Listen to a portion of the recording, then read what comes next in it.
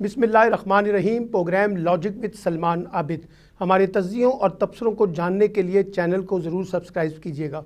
आज हम गुफ्तगू करेंगे आल पार्टीज़ कॉन्फ्रेंस के बारे में, जिसको हम APC का नाम देते हैं। एक बड़े देर के बाद, बहुत शोर के बाद ये जो APC हुई है, ख़्याल ये था कि ये एक बड़ी फ़ैसला कुन APC होगी और यकीनी तौर पे अपोजिशन जमातें एक मुत्तफ़िका और एक मुश्तरका लाहे अमल पर पहुँच सकेंगी हुकूमत के ख़िलाफ़। लेकिन जिस अंदाज़ का ये 26 नुकाती एजेंडा सामने आया है, जिसको हम मुश्तरका एलामिया कह रहे हैं, इसके बाद तो अंदाज़ा होता है कि ये जो APC है, ये उसमें वो दमख़म नहीं था जो जिसके बारे में शोर सुनाया जा रहा था। क्योंकि देखिए, अगर आप इस बात को जानने की कोशिश करें कि एक कामयाब APC और एक नाकाम APC क्या होती है, तो कामयाब APC या फैसला कुन APC वो होती है जिसका एजेंडा या एलामिया एक नुकाती या दो नुकाती होता है। ये जो 26 नुकाती एजेंडा है, ये जाहिर करता है कि अपोजिशन जमातें तकसीम हैं और हिकमत अमली के हवाले से, फैसलों के हवाले से इनमें यकसुई नहीं है। मसलन कल आप देखिए, कल जो बड़ा मौलाना फजलुर रहमान ने ज़ोर देने की कोशिश की और कहा कि आप दोनों बड़ी जमातें हुकूमत को रिलीफ दे रही हैं, देर हो गई है आपके फ़ैसले करने में। उसके बावजूद कल जो मौलाना फजलुर रहमान फ़ैसला चाहते थे, नवाज़ शरीफ ने जो बड़ी इनकलाबी तकरीर की वो जो फ़ैसला चाहते थे, उसके मुकाबले में APC का जो फ़ैसला आया वो बिल्कुल डिफरेंट फ़ैसला है। अक्टूबर से लेकर जनवरी तक का एक लाहे अमल, और उसके अंदर भी बड़ा फ़ैसला कोई नहीं। यानी वज़ीर आज़म के ख़िलाफ़ तहरीक अदम-ए-इत्तेमाद कब लानी है, कुछ पता नहीं है। अच्छा, मिसाल के तौर पे नए इंतखाबात की तरफ जाना है तो क्या हिकमत अमल होगी, कुछ पता नहीं है। असम्बलियों से इस्तीफ़े देने हैं, कुछ पता नहीं है। बस ये अक्टूबर से जनवरी के दरमियान बहुत सी चीज़ें होंगी जिसमें जलसे होंगे, जलूस होंगे, रैलियाँ होंगी, धरने होंगे, लॉन्ग मार्च होंगे, ये सब कुछ होगा। लेकिन करना क्या है, इसके बारे में कोई वाज़ेह शक्ल हमें देखने को नहीं मिल सकी। और ये भी हमने देखा कि नवाज़ शरीफ की तकरीर जो बड़ी अहम तकरीर थी, जिसने इस पूरे माहौल को बना दिया, लेकिन जिस अंदाज़ का माहौल नवाज़ शरीफ की तकरीर के बाद बना और उसके बाद जो मुश्तरका एलामिया जारी हुआ, उसमें एक बड़ा वाज़ेह फ़र्क हमें देखने को मिला। और मौलाना फजलुर रहमान के तहफ़्फ़ुज़ात भी बार बार हमें कॉन्फ्रेंस में देखने को मिले। अब सवाल ये पैदा होता है कि क्या ये APC एक बड़ी पॉलिटिक्स को जनरेट कर सकेगी, एक मेन स्ट्रीम पॉलिटिक्स को जनरेट कर सकेगी। आपने कहा कि हम एक नया PDM बना रहे हैं जो तहरीक बहाली जमहूरियत के कॉन्टेक्स्ट में होगा। भाई माजी में भी तो आपने मिसाक जमहूरियत किया था, सबको याद है। पीपल्स पार्टी और PMLN ने जो 2006 में मिसाक जमहूरियत किया, उसका हाल पीपल्स पार्टी ने क्या किया और बिलखसूस PMLN ने क्या किया।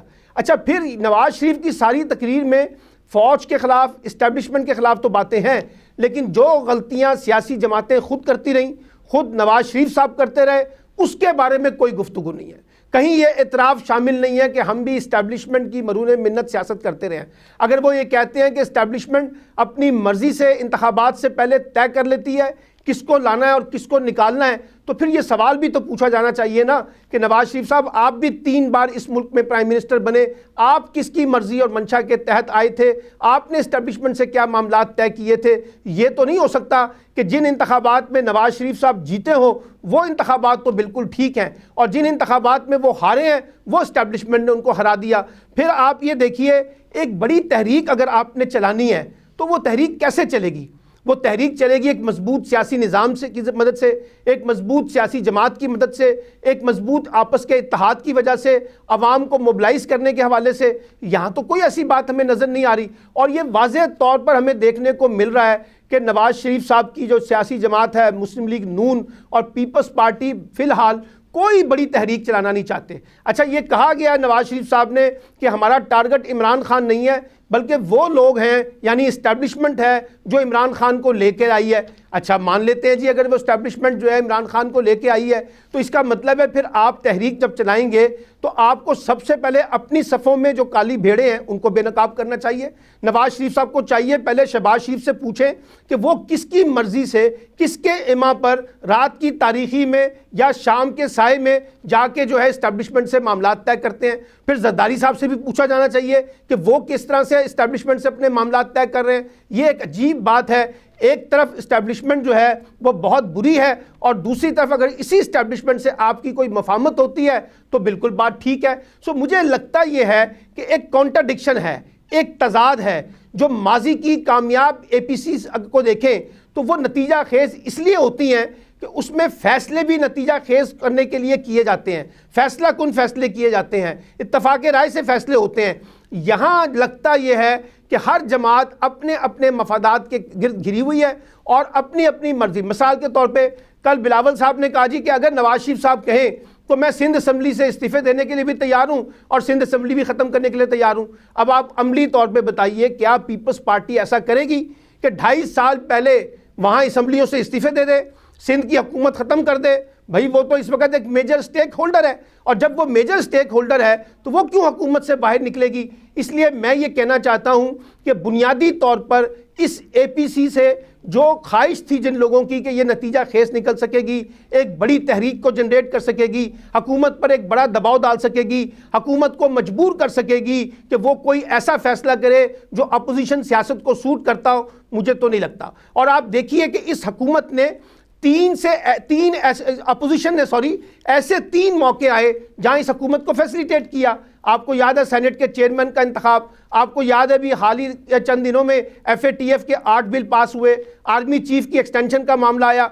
हर जगह पर जनाब हमारी इसी अपोजिशन जमातों ने हुकूमत को फैसिलिटेट किया, हुकूमत को एक मुश्किल सूरत हाल से निकाला। इसका मतलब है कि पसे पर्दा ये भी निज़ाम चलाना चाहते हैं, ये भी हुकूमत को गिराना नहीं चाहते। और आप कहते हैं कि जनाब हम इस हुकूमत का खात्मा चाहते हैं, वज़ीर आज़म इस्तीफ़ा दे दें। भाई वो क्यों इस्तीफ़ा दे दें? आपकी ख्वाहिश के मुताबिक इस्तीफ़ा आएगा, या तो आप कोई बहुत बड़ी अवामी तहरीक चला लें, आप अवाम की ताकत के साथ हुकूमत को मजबूर करें कि वो इस्तीफ़ा भी दें और नए इंतखाबात का रास्ता भी इख्तियार करें। तो ऐसा तो कोई मंजर इस मुल्क के अंदर नहीं है। इसलिए मैं ये समझता हूँ कि इस ऑल पार्टीज़ कॉन्फ्रेंस से या नई तहरीक चलाने से फ़िलहाल कोई ऐसा इम्कान नहीं है जिसकी बुनियाद पर हम ये कह सकें कि हुकूमत को कोई बड़ा ख़तरा अपोजिशन जमातों की सियासत से लगता है। बल्कि मैं तो ये कहना चाहता हूँ, आप देखिएगा कि आने वाले चंद दिनों के अंदर अपोजिशन के अंदर एक और तकसीम होगी।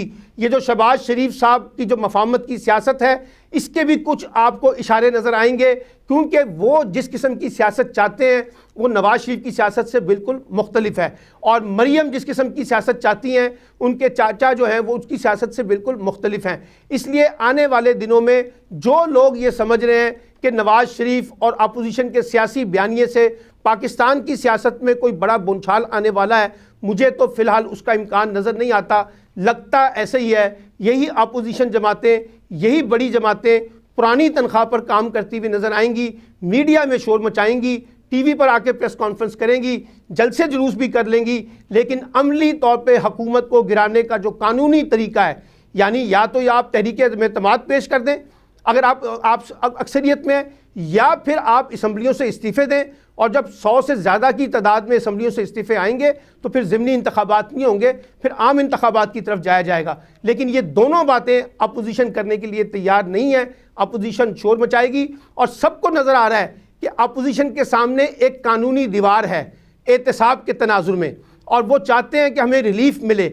वो रिलीफ इनको मिलता है या नहीं मिलता, बहरहाल अब गेंद जो है अपोजिशन की कोर्ट में है कि ये जो एक बहुत बड़ा 26 नुकात का एजेंडा इन्होंने बना दिया है, लगता यह है कि कोई अगले 5-6 साल का एजेंडा है। और ये सवाल भी फिर इनसे पूछा जाना चाहिए कि जब 5 बरस पीपल्स पार्टी की हुकूमत थी, 5 बरस PMLN की हुकूमत थी, इन 26 नुकात में से कितने नुकात हैं जिस पे पीपल्स पार्टी ने और PMLN ने काम किया? तो आपको जवाब नफ़ी में मिलेगा। यही हमारी अपोजिशन जमातों का सियासत का अलमिया है कि ये एक मुतबादल सियासी निज़ाम देने की बजाय एक ऐसी सियासत करना चाहती हैं जो मुल्क के अंदर एक अफरा तफरी और इंतशार की सियासत को पैदा करेगा। लेकिन बज़ाहिर ये लगता है, अमलन ये लग रहा है कि अब इस वक्त इन हालात में अपोजिशन को कुछ नहीं मिल सकेगा।